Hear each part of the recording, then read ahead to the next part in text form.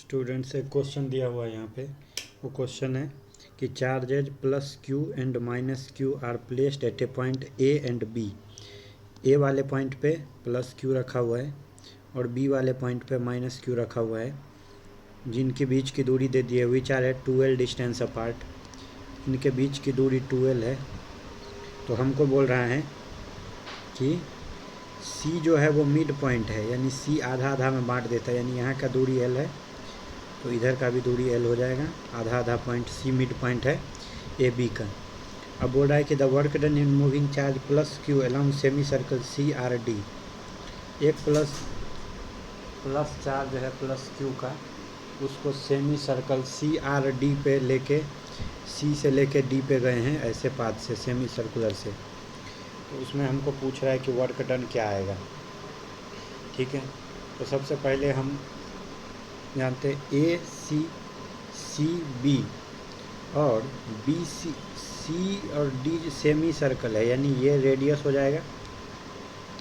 तो ये रेडियस का लेंथ एल है, तो बी से डी का भी लेंथ जो हो जाएगा वो एल हो जाएगा, क्योंकि ये सेमी सर्कुलर पाथ है। तो यानी जो हमारा ये ए है, ए से डी तक देखेंगे तो 3L आ जाएगा। देखो, ए से सी तक एल, सी से बी एल, बी से डी भी एल। अब हमारे को क्या पूछा है कि वर्क डन निकालना है। तो हम वर्क डन जानते हैं, वर्क डन बराबर होता है Q इंटू डेल्टा भी। हमारा Q कितना है, चार्ज कितना है, Q चार्ज कितना है प्लस Q के बराबर। ठीक, तो इसको प्लस Q रख देंगे। और डेल्टा भी क्या है, कहाँ से कहाँ तो को लेके गया, तो C से D को लेके गया। तो potential at D minus potential at C, तो ये हो जाएगा हमारा वर्क डन। यानी ये निकालने के लिए हमको सबसे पहले पोटेंशियल एट D और पोटेंशियल एट C निकालना पड़ेगा। अब सिंपल सा लॉजिक है कि पोटेंशियल एट C कैसे लिखोगे, पोटेंशियल एट C कैसे लिखोगे। तो देखो, जब तुम यहाँ पे एक तो प्लस क्यू था और ये माइनस क्यू, ये दो चार्ज के कारण से यहाँ पे पोटेंशियल आ रहा होगा, और वो दोनों चार्ज जो हैं वो पॉइंट चार्ज हैं। तो इसके कारण क्या होता है, पॉइंट चार्ज के कारण पोटेंशियल होता है फार्मूला पोटेंशियल इक्वल टू के क्यू बाय आर। तो अगर तुम इसका देखोगे तो यह आ जाएगा के। अब पहला क्यू क्या है, प्लस क्यू बाय दूरी कितना है सी पॉइंट से, इसकी दूरी है एल ए सी।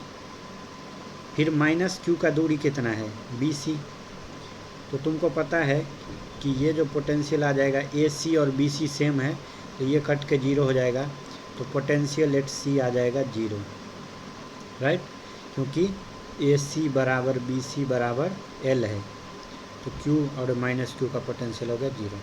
फिर ऐसे ही हम पोटेंशियल एट डी लिख देंगे, वो भी इन दोनों चार्ज के कारण से आएगा। तो प्लस क्यू का दूरी जो है, प्लस क्यू का दूरी डी से वो 3L है, तो ये लिखेंगे k plus q by A D और minus q by, minus q क्यों, क्योंकि यहाँ पे चार्ज जो है वो माइनस क्यू है, minus q by B D. फिर रख दो k q by A D का लेंथ है 3L minus q by B D का लेंथ है L। तो यहाँ से 2Q बाई 3L माइनस में आ जाएगा 2K, यह आ जाएगा वी डी का मान माइनस 2QK बाई 3L। तो हमको वर्क डन अब पता चल जाएगा। वर्क डन हो जाएगा capital Q into V D कितना था माइनस 2QK बाय 3L। तो ये आंसर आ जाएगा माइनस 2Q और के को लिख सकते हैं 4 पाई एप्सिलॉन नॉट नीचे गुने 3L। तो यानी ये आ जाएगा 2 से फिर 2 हो गया, तो ये आ जाएगा minus Q into Q by द्वितीय 6 pi epsilon nought into L. ये आंसर हो जाएगा इसका सी। देखो, पोटेंशियल एट सी हमको जीरो मिला है। ऐसा क्यों मिला है, तुम देख रहे हो इक्वल एंड अपोजिट चार्ज है, प्लस क्यू है और माइनस क्यू है, और इनका इस पॉइंट से सी से दूरी भी सेम है। तो एक दूसरे का पोटेंशियल, तो इक्वल एंड अपोजिट चार्ज और डिस्टेंस सेम है, इस कारण से ये क्या हो गया, बीच का पोटेंशियल सी पे 0 हो गया। दूसरा चीज़ जो हम जानते हैं कि पोटेंशियल एट डी जो है वो क्या आया है, तो पोटेंशियल एट डी निगेटिव मिला हमको। क्यों मिला निगेटिव, क्योंकि हम जानते हैं कि डी का जो पोटेंशियल है, डी से नज़दीक में कौन रखा है, -q, और +q जो है वो दूर रखा है। इस कारण से डी पे -q हावी हो जाएगा और उसका जो पोटेंशियल आएगा वो निगेटिव आएगा, राइट। अब चलो, अब फिर एक क्वेश्चन दिया हुआ है कि 2 charges Q1 and Q2 are placed 30 cm apart as shown in figure. A third charge Q3 is moved along arc of a circle of radius 40 cm from C to D. देखो क्या बोल रहा है,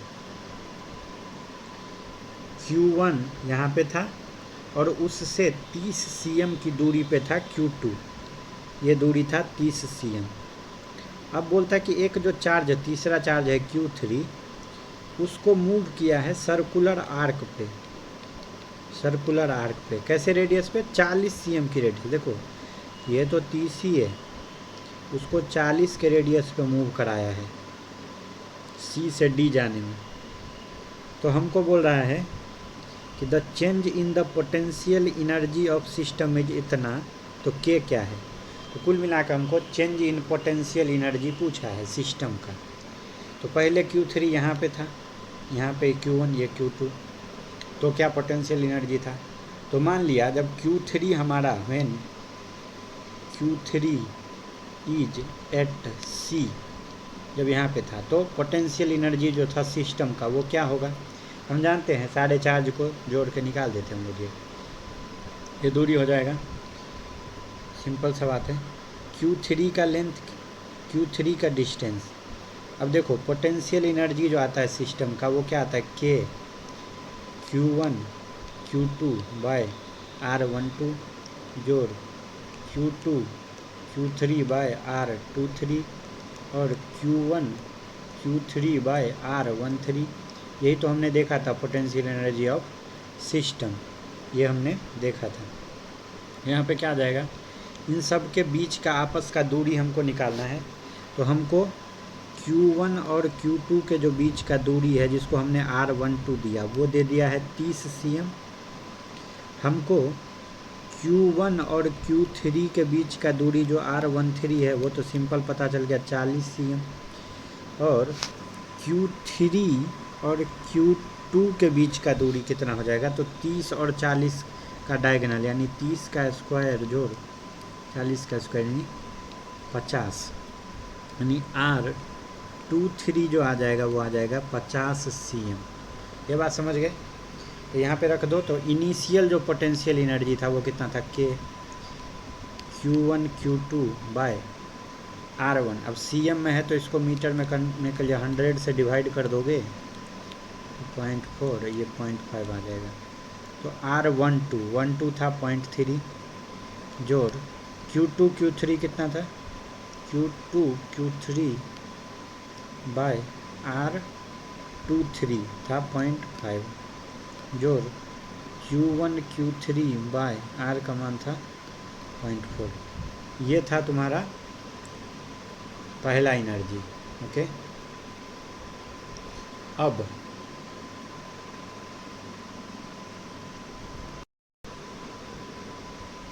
देखो दूसरी बार में क्या बोला है, दूसरी बार में इसने बोला कि ये जो चार्ज था Q3 वाला वो चल के C से D पे पहुंच गया। तो अब क्या होगा पोटेंशियल एनर्जी जब C से D पे, when Q3 is at D, उस केस में क्या होगा। तो जब ये U2 होगा पोटेंशियल एनर्जी वो कितना हो जाएगा, K Q1 Q2 बाय पहला दूसरा बाय 30.3 जोड़, अब Q2 और Q3 के बीच में दूरी कितना हो जाएगा, केवल 40 है तो 10 बचेगा। तो Q2 Q3 बाय 0.10 जोड़ Q1 Q3 अभी भी Q1 और Q3 के बीच में जो दूरी बचेगा वो कितना बचेगा, 0.40। तो अब बोल रहा है कि हमको इन दोनों के बीच का चेंज का मान दे दिया है, यानी हमको U2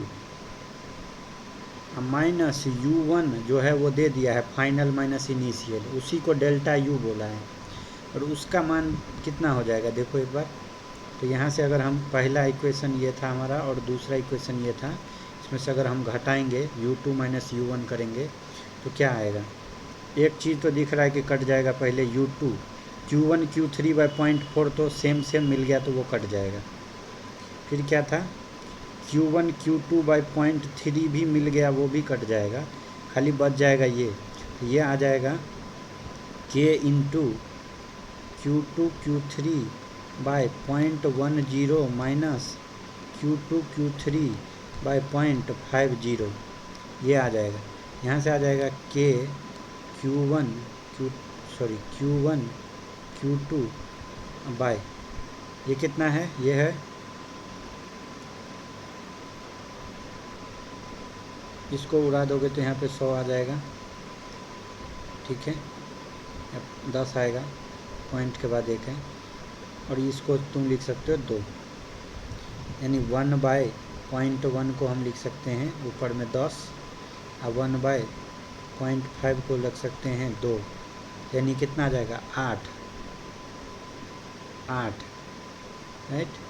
तो यहाँ से आंसर आ जाएगा Q1 Q2 इंटू 8, ये आ जाएगा डेल्टा U का मान। अब हमको जो चेंज इन पोटेंशियल एनर्जी दिया है वो दिया है, चेंज इन पोटेंशियल एनर्जी जो दिया है सिस्टम का, वो कितना दिया है, वो दिया है Q3 by 4 pi epsilon nought into K दिया है। इसको हमको बराबर रखना है जो हमने निकाला उससे, तो हमको आया है K को हम लिख सकते हैं 1/4 पाई एप्सिलॉन नॉट, तो हो जाएगा 8 Q1 Q2 by 4 pi epsilon not. तो हमने जो डेल्टा U का मान निकाला है उसको क्वेश्चन ने जो दिया है उससे इक्वल करने पे, Q1 Q2 by 4 pi epsilon not करने पे 4 पाई एप्सिलॉन नॉट कट जाएगा, Q1 नहीं Q2 Q3 था ये,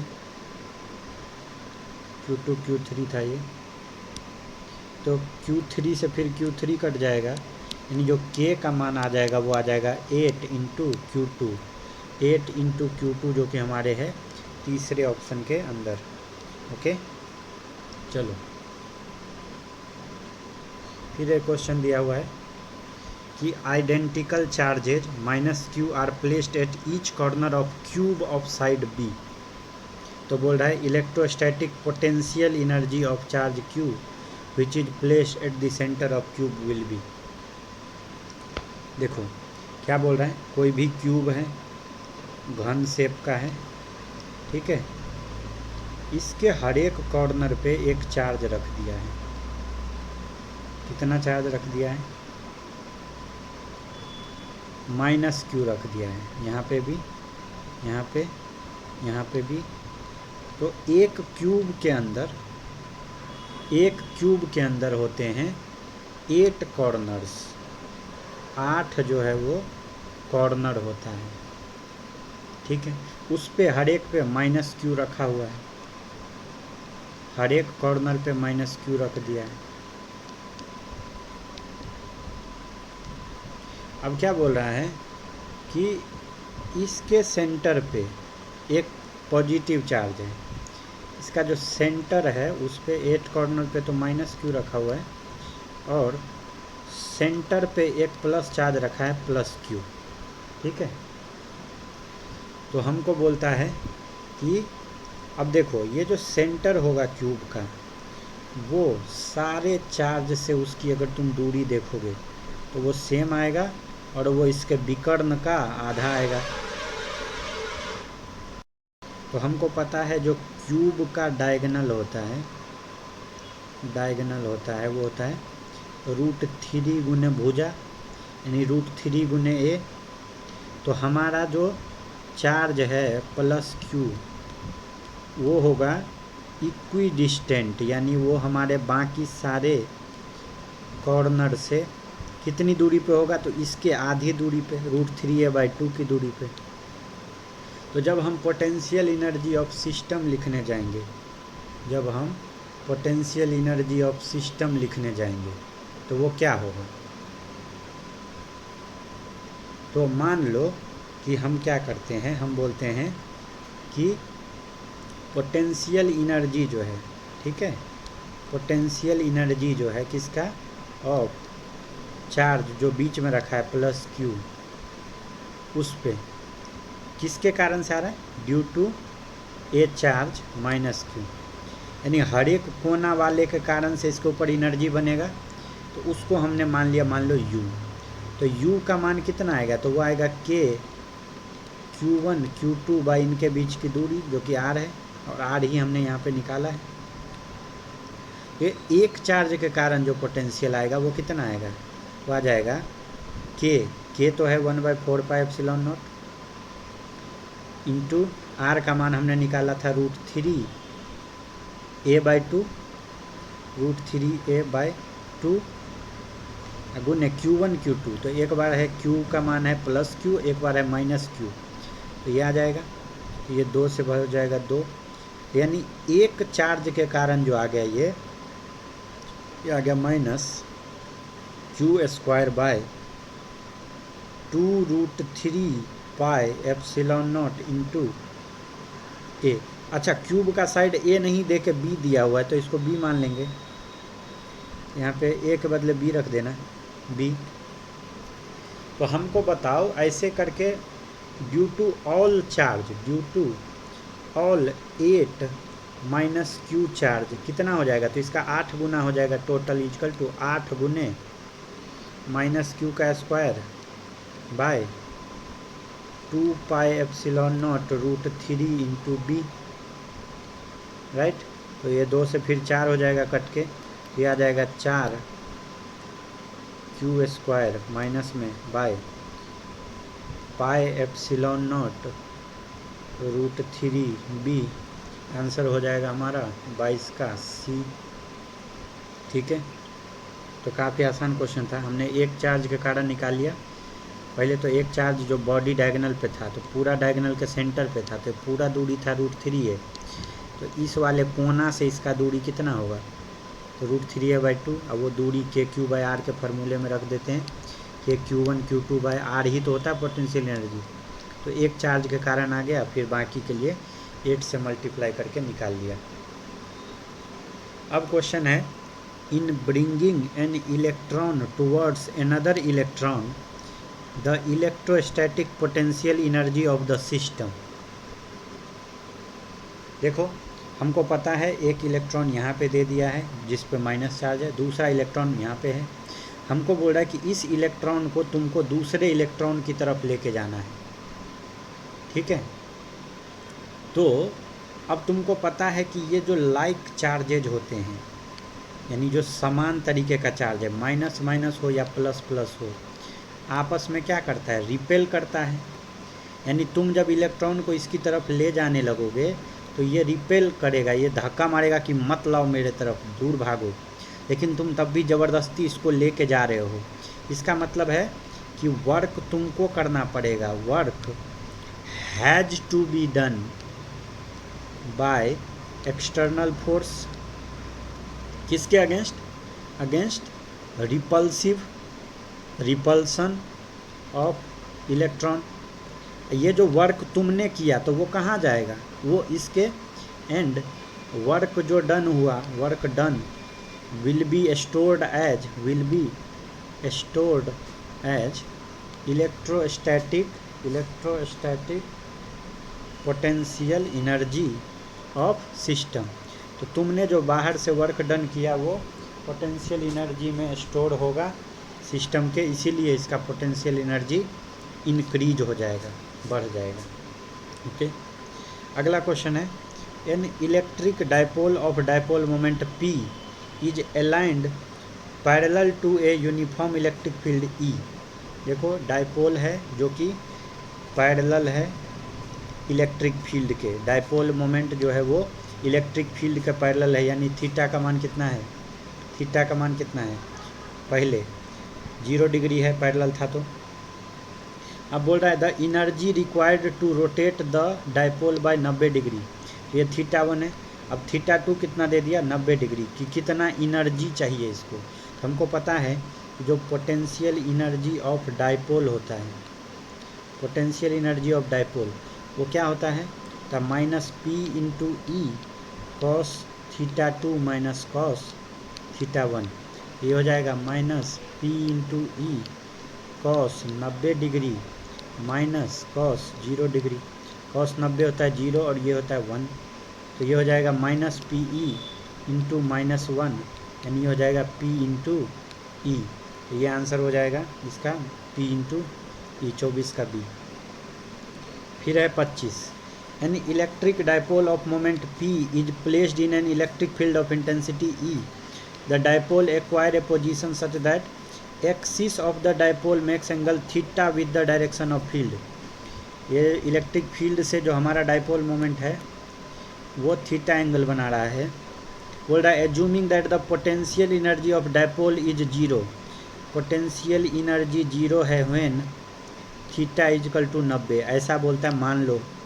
तो बोलता है the torque and the potential energy of dipole will be respectively. तो हमको टॉर्क पूछा है, तो देखो टॉर्क का फार्मूला होता है P इंटू ई साइन थीटा, और पोटेंशियल एनर्जी जो होता है U, उसका फार्मूला होता है minus P E cos theta, right, minus P E cos theta. ये दोनों हो जाएगा, हमारा आंसर हो जाएगा ए। ठीक है, अब जो हमारे पास क्वेश्चन दिया हुआ है वो क्या है कि N electric dipole of moment P, dipole moment P दिया हुआ है, is lying along A uniform electric field, यानी लाइंग अलोंग का मतलब होता है इलेक्ट्रिक फील्ड के ही डायरेक्शन में है। ये अगर इलेक्ट्रिक फील्ड है तो डाइपोल मोमेंट भी इसी डायरेक्शन में है, यानी थीटा पहले कितना था 0 डिग्री। अब बोलता है कि the work done in rotating the dipole by 90 degree, θ1 इतना था, θ2 कितना है 90 डिग्री। अब हमको बोलता है वर्क डन बता दो।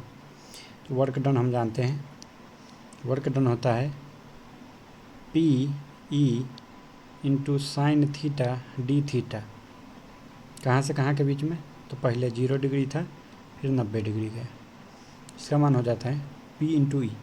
साइन थीटा का डिफ्रेंसिएशन क्या हो जाता है कॉस थीटा माइनस में, तो 0 से लेके 90 डिग्री, राइट। ये क्या हो जाएगा अभी, ये हो जाएगा जब हम लोग इसका मान 0 रखेंगे, तो ये हो जाएगा P E minus cos theta, ये हो जाएगा P E into minus cos theta को हम रखेंगे तो minus cos 0 minus cos 90 degree minus, या एक काम करो माइनस को तुम बाहर ही निकाल दो, minus P E into cos 90 minus cos 0, ये हो जाएगा minus P E into cos 90 का मान होता है 0 माइनस कॉस 0 का मान होता है 1, तो ये हो गया माइनस पी ई गुने माइनस 1, एंड ये आ गया P इंटू ई के बराबर। हमारा आंसर हो जाएगा आंसर ए। काफ़ी आसान क्वेश्चन था ये। फिर क्वेश्चन दिया हुआ है an electric dipole has the magnitude of its charge as Q and its dipole moment is P। ठीक है, डाइपोल मोमेंट है P, चार्ज है Q, it is placed in a uniform electric field E if its dipole moment is along the direction of field। पहले बोल रहा है जो dipole moment field के अलोंग है, θ1 कितना है 0 degree. The force on it बता दो एंड इट्स पोटेंशियल इनर्जी बता दो। दो चीज़ पूछा, एक तो फोर्स बता दिया और एक ये। अब देखो इस पे जो होगा डाइपोल के ऊपर force, total force on dipole होगा 0। क्यों? क्योंकि फोर्स जो होता है वो लगता है Q इंटू ई, और तुम जानते हो कि डायपोल के एक पास चार्ज माइनस क्यू होता है तो दूसरा चार्ज प्लस क्यू होता है, राइट। तो इस पे जो इलेक्ट्रिक फील्ड के कारण जो फोर्स आएगा वो मान लो माइनस क्यू पे तो इसके अपोजिट डायरेक्शन में आएगा, और प्लस क्यू पे फील्ड के डायरेक्शन में आएगा। कितना फोर्स लगेगा? Q इंटू ई। इधर भी कितना लगेगा? Q इंटू ई, लेकिन डायरेक्शन होगा अपोजिट, क्योंकि हम जानते हैं इलेक्ट्रिक फील्ड के कारण किसी भी चार्ज पे जो फोर्स लगता है, अगर चार्ज पॉजिटिव है तो फील्ड के डायरेक्शन में लगता है तो क्यू ई, चार्ज निगेटिव है तो फील्ड का अपोजिट। तो अगर नेट फोर्स कहोगे तो क्या हो जाएगा? क्यू ई या माइनस क्यू ई, जो कि कितना हो जाएगा? 0। अब हमको क्या पूछा है? पोटेंशियल एनर्जी बता दो। पोटेंशियल एनर्जी क्या होता है? माइनस पी डॉट ई, ठीक है। ये कब होता है पोटेंशियल एनर्जी मिनिमम? कब होता है? जब डायपोल मोमेंट जो है वो पैरेलल हो जाता है इलेक्ट्रिक फील्ड के, राइट। तो ये आंसर हो जाएगा मिनिमम और 0 एंड मिनिमम, यानी इसका आंसर हो जाएगा सी, क्योंकि यहाँ पे हमारा फील्ड जो है वो डायपोल मोमेंट का पैरेलल है, तो उस समय पे पोटेंशियल एनर्जी मिनिमम आता है। नेक्स्ट क्वेश्चन दिया हुआ है, there is an electric field E in X direction if the work done on moving a charge, charge का मान दिया है through a distance 2 metre along a line making angle 60 degree with axis 4 joule, what is value of E. देखो electric field दिया हुआ है किस direction में? एक्स डायरेक्शन में, ठीक है। चार्ज दे दिया है तुमको 0.2 कूलाम का, उसको बोल रहा है 2 मीटर लेके जाना है, लेकिन सीधा लाइन पे नहीं, ऐसे लाइन पे जो 60 डिग्री एंगल बना रहा हो, 60 डिग्री एंगल बना रहा हो, उस पर हमको 2 मीटर चला के ले जाना है चार्ज को। मतलब यहाँ तक लेके गया चार्ज को, तो हमको बोल रहा है इस पे जो वर्क डन हुआ वो आया 4 जूल के बराबर। तो अभी बोल रहा है कि हमको बता दो इलेक्ट्रिक फील्ड का मान कितना होगा, समझ गए। तो तुम जानते हो जो वर्क डन होता है वो क्या होता है? वो होता है फोर्स। अब ये चार्ज है, फील्ड इधर की तरफ है, तो इसके ऊपर फील्ड के डायरेक्शन में एक फोर्स लगेगा। कितना फोर्स लगेगा? Q इंटू ई के बराबर लगेगा। ये तो फोर्स हो गया। अब हमको देखना है कि इस फोर्स का इस डायरेक्शन में कौन सा कंपोनेंट आएगा, या ये जो दूरी चला है उसका फोर्स के डायरेक्शन में कौन सा कंपोनेंट आएगा डिस्प्लेसमेंट का। वर्क डन क्या होता है? F डॉट एस, यानी होता है F का मैग्नीट्यूड गुने S का मैग्नीट्यूड गुने कॉस थीटा। तो F का मैग्नीट्यूड कितना है? Q इंटू ई। S का मैग्नीट्यूड है 2 मीटर गुने कॉस 60 डिग्री। उनको पता है कॉस 60 का मान हो जाता है 1/2, तो ये दोनों को तो कट गया, तो वर्क डन जो केवल आ गया वो आ गया Q इंटू ई के बराबर। तो हमको वर्क डन का मान 4 दिया हुआ है, जो कि हो जाएगा Q कितना है? 0.2 गुने ई इलेक्ट्रिक फील्ड। तो यहाँ से आ जाएगा ये बाई 10 कर दो, 2 से 2 हो गया। ये इलेक्ट्रिक फील्ड का मैग्नीट्यूड आ गया 20 न्यूटन पर कूलाम के बराबर। इसका आंसर हो जाएगा बी। काफ़ी आसान है ये। इसके बाद नेक्स्ट क्वेश्चन देखेंगे 29। N electric dipole of moment P is placed in the position of stable equilibrium in uniform electric field of intensity E. This is rotated through angle theta from the initial position. तो अब बोल रहा है बता दो potential energy final position में क्या होगा। तो हम जानते हैं, देखो कोई भी डायपोल है किसी भी, उसको अगर हमको किसी भी थीटा एंगल पे लेके जाना है इनिशियल पोजीशन से, तो हमको वर्क करना पड़ेगा डायपोल के ऊपर। यानी क्या बोल रहे हैं हम कि टू मूव डाइपोल या टू रोटेट डाइपोल, मूव मत कहो रोटेट कहो, तो rotate dipole by an angle theta from its initial position, initial position से अगर इसको थीटा एंगल रोटेट कराना है तो वर्क हमको करना पड़ेगा, work has to be done on dipole. सही बात है। पहले थीटा मान लो 0 डिग्री था, बाद में थीटा मान लो कहाँ तक लेके जाना हमको, किसी एंगल थीटा पे लेके जाना है। तो पोटेंशियल एनर्जी का तो हमने फार्मूला ही पढ़ा है, क्या होता है वो, होता है P इंटू ई और 1 माइनस कॉस थीटा। कब, जब इनिशियल एंगल जो दिया हुआ है वो 0 हो। ये हमने पीछे के स्लाइड पे इसको निकाला भी था, देखो यहाँ पे ये था कितना, पी ई के बराबर 1 माइनस कॉस थीटा। ये तो 0 से 90 था इसीलिए, तो ये P E into 1 minus cos theta के बराबर ये आ जाता है जब हम इसको 0 से लेके किसी एंगल थीटा पे रोटेट कराते हैं। तो कितना पोटेंशियल एनर्जी स्टोर हो जाएगा, तो इसका आंसर हो जाएगा सिंपली बी। ये तो अपना फार्मूला ही है। अब देखो, अब एक कॉन्सेप्ट निकल के आता है इक्वी पोटेंशियल सरफेस का। क्या आता है, इक्वी पोटेंशियल सरफेस, नाम से ही पता चल रहा है इक्वी और पोटेंशियल, यानी पूरा सरफेस पे जो पोटेंशियल का मान होगा वो सेम रहेगा। तो ये कोई भी एक इमेजिनरी सरफेस होता है जो उन सभी पॉइंट्स को जोड़ता है जिसके ऊपर पोटेंशियल क्या है, सेम है, राइट। तो equi potential surface is an imaginary surface joining the point of same potential in an electric field. अब देखो यहाँ पे चार्ज रखा हुआ, कहीं पे चार्ज है तो उसके चारों तरफ इलेक्ट्रिक फील्ड होता है। तो उन सब पॉइंट्स को जोड़ दो जिस पॉइंट पे इस फील्ड के कारण से पोटेंशियल क्या हो रहा है, सेम, इस फील्ड के अंदर पोटेंशियल सेम है, उन सारे पॉइंट को हम बोल देंगे इक्वी पोटेंशियल पॉइंट्स, और उसको जोड़ने वाले सरफेस को बोल देंगे इक्वी पोटेंशियल सरफेस। तो हम कह सकते हैं कि जो पोटेंशियल डिफरेंस होगा, जब सेम दोनों पॉइंट का पोटेंशियल सेम है तो दोनों का डिफरेंस कितना आएगा, 0।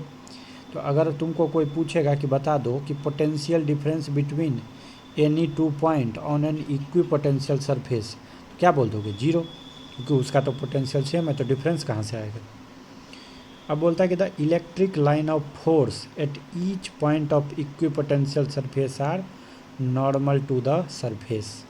अब ये भी MCQ में आ सकता है कि अगर इक्वी पोटेंशियल सरफेस है तो उसका जो इलेक्ट्रिक लाइन ऑफ फोर्स आएगा हर एक पॉइंट पे, वो कैसा आएगा, तो वो सरफेस के परपेंडिकुलर आएगा, वो सरफेस के नॉर्मल डायरेक्शन में आएगा।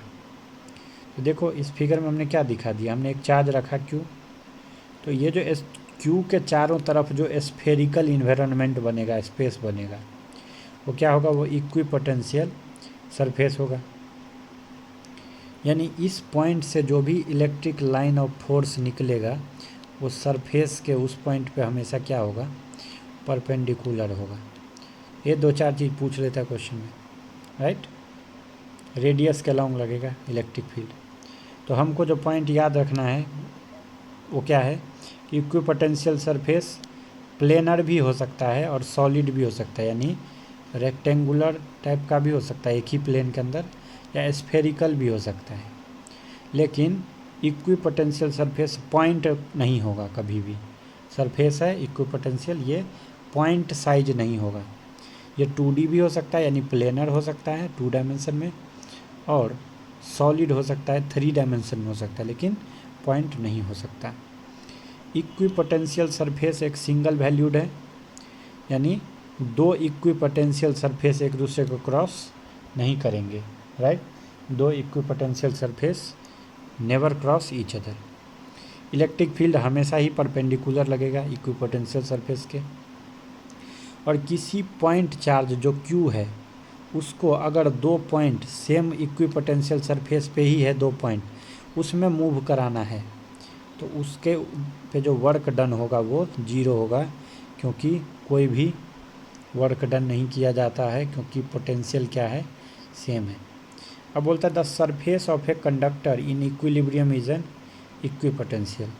कोई कंडक्टर है अब ये इक्विलिब्रियम का क्या मतलब हुआ? इक्विलिब्रियम का मतलब हुआ कि अभी अभी चार्ज का फ्लो नहीं हो रहा है, फ्लो नहीं हो रहा है। अब जितना चार्ज आना था उतना है। तुमको पता है कंडक्टर के जो जितने चार्ज होते हैं सब उसके सरफेस पे आ जाता है, इसीलिए कंडक्टर के जो सरफेस होता है उसको हम इक्विपोटेंशियल मान लेते हैं। क्वेश्चन दिया हुआ है, क्वेश्चन क्या दिया हुआ है देखो, the diagram below shows region of equipotential. A positive charge is move from A से लेके बी तक लेके जाता है, तो बोलता है इन all the 4 case work done is same, ऐसा पूछ रहे हैं। तो हमको पता वर्क डन बराबर होता है Q इंटू पोटेंशियल में डिफरेंस। अब देखो यहाँ पे ए पे पोटेंशियल, ये जो लाइन दिया हुआ है वो कितना 10 वोल्ट था ए पे, और बी पे था 30 वोल्ट। पहला डायग्राम की बात कर रहे हैं। यहाँ पे ए पे था 10 वोल्ट, अब इस पे था 40 वोल्ट, बी पे था 40 वोल्ट। दोनों के बीच पोटेंशियल डिफरेंस कितना आया पहला डायग्राम में? 30 वोल्ट का।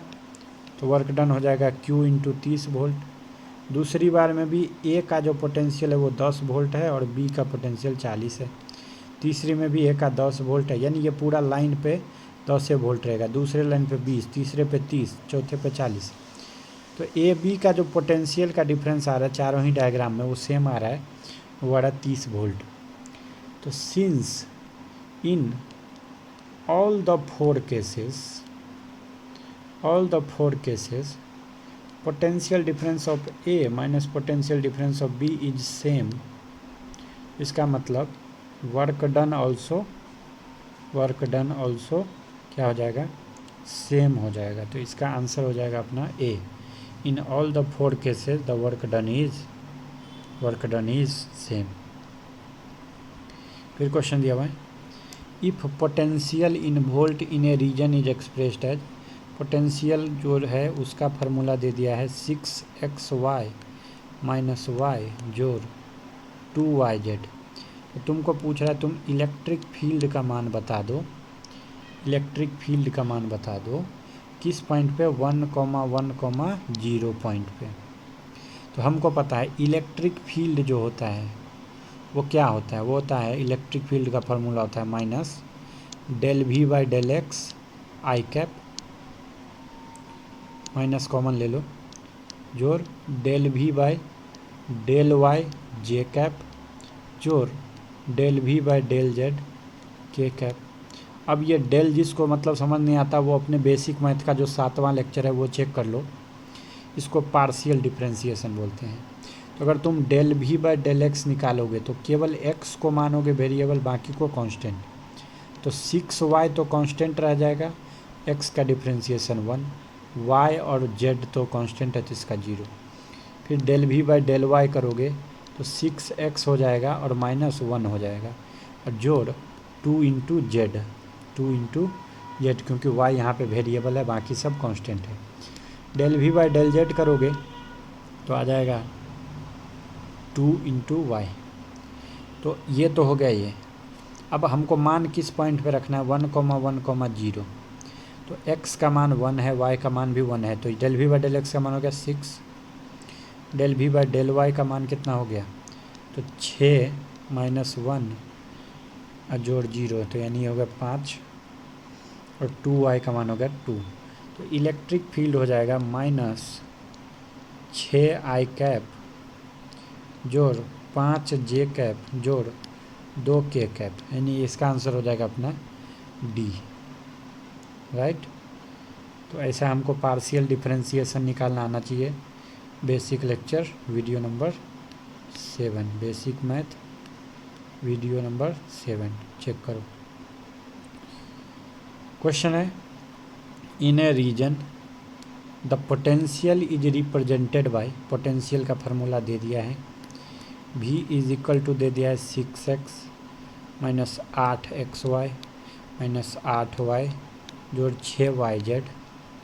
तो बोल रहा है xyz are in metre, electric force experience by a charge of, charge का मान दे दिया है 2 कूलाम, फोर्स हमको पूछ रहा है किस पॉइंट पे? पॉइंट जो दे दिया है वो है 1,1,1। तो हमको पता है फोर्स बराबर था Q इंटू इलेक्ट्रिक फील्ड। सबसे पहले तुमको इलेक्ट्रिक फील्ड का मान निकालना पड़ेगा। इलेक्ट्रिक फील्ड का मान हो जाएगा minus del V by del X I cap जोड़ del V by del Y J cap जोड़ del V by del X del Z k cap. ये हो जाएगा माइनस एक्स के रिस्पेक्ट में करोगे तो इसका हो जाएगा 6 माइनस 8y, ये दोनों तो कांस्टेंट हो जाएगा। तो ये हो जाएगा आई कैप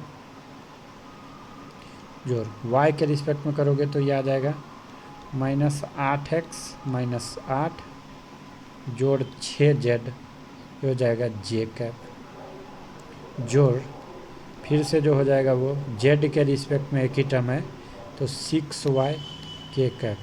अब मान रख दो तो इलेक्ट्रिक फील्ड का मान आ जाएगा माइनस 6 में से गया 8y, तो 6 में से 8 गया माइनस 2 आई कैप। फिर ये हो गया 8 में से गया 8 0 जोड़ 6, ये हो जाएगा 6 जे कैप जोड़ 6 के कैप। ये तो हो गया इलेक्ट्रिक फील्ड। तो हमको इसका मैग्नीट्यूड चाहिए, इलेक्ट्रिक फील्ड का मैग्नीट्यूड चाहिए। तो इलेक्ट्रिक फील्ड का जो मैग्नीट्यूड हो जाएगा वो क्या हो जाएगा? Under root minus minus plus हो जाएगा तो 2 का स्क्वायर जोड़ 6 का स्क्वायर जोड़ 6 का स्क्वायर, यानी 36 36 72 4 76, तो रूट 76। तो हमको जो फोर्स आ जाएगा वो आ जाएगा 2 कूलाम गुने रूट 76। तो इसका आंसर क्या हो जाएगा? 19 चौके 76। तो इस हिसाब से क्या आना चाहिए अपने पास में? इस हिसाब से अपने को आना चाहिए 36 दूना 72। एक सेकेंड, हमने थोड़ा सा गलती यहाँ पे किया था। ये -8 और -8 -16 और जोड़ 6 10 हो जाएगा। ये माइनस में आएगा 10 -10 जे कैप आएगा, राइट। ये -10 जे कैप आएगा प्लस 6 के कैप, ये हो जाएगा 10 का स्क्वायर जोड़ 6 का स्क्वायर। तो ये कितना हो जाएगा? ये हो जाएगा under root 100 plus 36 plus 4 under root 140, right. तो ये हो जाएगा 4 गुने 35, हो जाएगा 2 रूट 35। हमारा जो फोर्स का मान आ जाएगा वो हो जाएगा 2 गुने 2 रूट 35, यानी ये जो आंसर आ जाएगा फोर्स का मान Q इंटू ई का मान वो 4 रूट 35 के बराबर होगा, जो कि हमारा आंसर है डी। तो कैलकुलेशन तुम्हारा प्रैक्टिस से फास्ट होगा कि ये सही से कर सको तुम, राइट। फिर से क्वेश्चन दिया हुआ है कि A B C are 3 point in a uniform electric field. तो electric potential is maximum at C, same at all the 3 point, maximum at A, maximum at B. तो याद रखना, एक बहुत ही स्टार कॉन्सेप्ट दे रहा हूँ कि इन द, लिख लो जहाँ पे लिखना है, दिमाग में छाप लो ये, in the direction of electric field, in the direction of electric field electric potential decreases. तो यानी अगर तुम इस पे क्वेश्चन आ सकता है, फिर से आ सकता है, अगर तुम यहाँ से बी इधर की तरफ है इलेक्ट्रिक फील्ड, एक पॉइंट है यहाँ पे, एक पॉइंट है यहाँ पे, एक पॉइंट है यहाँ पे, है बी, ये है सी, ये है ए। तो बी से तुम सी पे जा रहे हो, सी से ए पे जा रहे हो, तो तुम इलेक्ट्रिक फील्ड की डायरेक्शन में जा रहे हो, तो पोटेंशियल कम होते जाएगा। तो बी से कम हो जाएगा सी का, और सी से कम हो जाएगा ए का। तो मैक्सिमम कहाँ पे मिलेगा? बी पे। मैक्सिमम जो तुमको मिलेगा वो पोटेंशियल वो बी पे मिलेगा। तो V B will be the maximum potential. फिर से क्वेश्चन दिया हुआ है कि electric potential at a point X Y Z दे दिया है क्या? तो V is equal to electric potential at any point for all in metre in space is given by V is equal to 4x square. तो बोल रहा है electric field क्या हो जाएगा? 1,0,2। अरे ये तो इतना बेसिक है, तुमको पता है ये केवल x के कारण वेरी हो रहा है, तो फील्ड केवल x के डायरेक्शन में आएगा। Del V by del X I cap हो जाएगा माइनस में, तो माइनस लगा दो, एक्स के रिस्पेक्ट में डिफ्रेंशिएट कर दोगे तो हो जाएगा 8x आई कैप। पॉइंट क्या है 1, एक्स का मान है 1, तो 1 रख दोगे तो -8 आई कैप। तो 8 के बराबर होगा और निगेटिव एक्स एक्सिस के लॉन्ग होगा, इसका आंसर हो जाएगा ए। फिर से क्वेश्चन वही दिया हुआ है, इलेक्ट्रिक फील्ड क्या होगा किसी भी पॉइंट पे, तो तुमको पता है इलेक्ट्रिक फील्ड होगा del V by del X I cap का निगेटिव में, तो करो भी का रिस्पेक्ट में करो, -x² y है -xz³ है जोड़ 4 है। जब del V by del X करोगे तो x के रिस्पेक्ट में तो -y तो कॉमन है तो बाहर आ जाएगा, कांस्टेंट है, x का हो जाएगा ये 2x माइनस ZQ तो कांस्टेंट है बाहर आ जाएगा, x का हो जाएगा 1 और 4 का हो जाएगा 0। तो यानी आई कैप के डायरेक्शन में क्या हो जाएगा, तो इलेक्ट्रिक फील्ड जो x डायरेक्शन में होगा वो minus of del V by del X, तो एक माइनस लगा दोगे तो ये आ जाएगा 2xy प्लस ZQ। तो 2xy प्लस ZQ एक ही ऑप्शन में है, बाकी निकालने की ज़रूरत भी नहीं है, तो 17 का हो जाएगा डी। फिर एक क्वेश्चन दिया हुआ है, charge Q2 is at centre of a circular path with radius r। Circular path है जिसका charge Q2 is at centre पे रखा हुआ है Q2, इसका पाथ जो है वो रेडियस r है। Work done in carrying a charge Q1 once around this equipotential path. इस चार्ज के कारण इस जो रेडियस है उस पर पोटेंशियल क्रिएट होगा जो कि दूरी सेम है तो KQ/R के बराबर हर जगह पे होगा।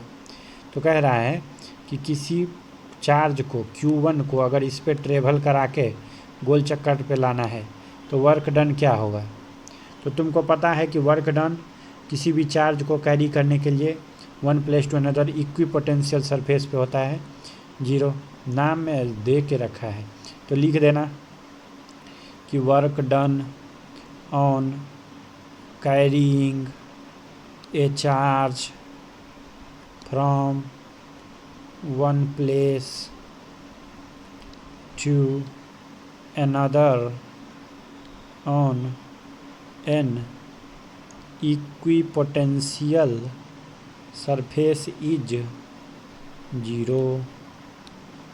ये बात तो तुमको पता ही होना चाहिए।